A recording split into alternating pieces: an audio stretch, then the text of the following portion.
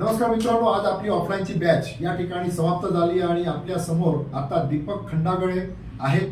तर त्यांना आपण काही त्यांचा एक्सपिरियन्स विचारूयात. तर दीपक, तुमचं लोकेशन काय?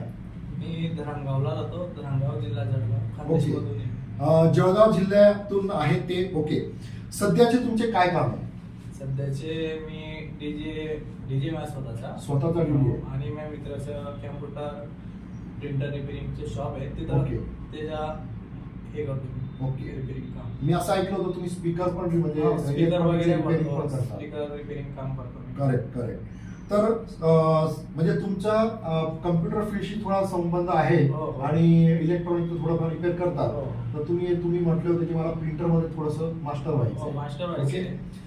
तर 5 दिवसात हे होतं का? मग होतं ना सर, इथं आल्यावर होतं. ओके. का होतं?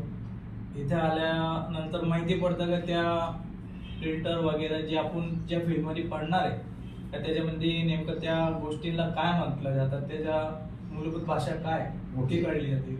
आणि दुसरी गोष्ट, तुम्हाला रात्रीची प्रॅक्टिस करायला मिळालं का इथे? हो सर, खूपच. जसे 5 दिवस आले कंटिन्यू प्रॅक्टिसच होती. ओके. एकदम म्हणजे तुम्ही कितीही प्रॅक्टिस करा, रात्रंदिवस करा, काही प्रॉब्लेम नाही. काहीच प्रॉब्लेम नाही. ओके. तर राहण्याची जी सोय तुम्हाला कशी वाटली? एकदम उत्तम सर.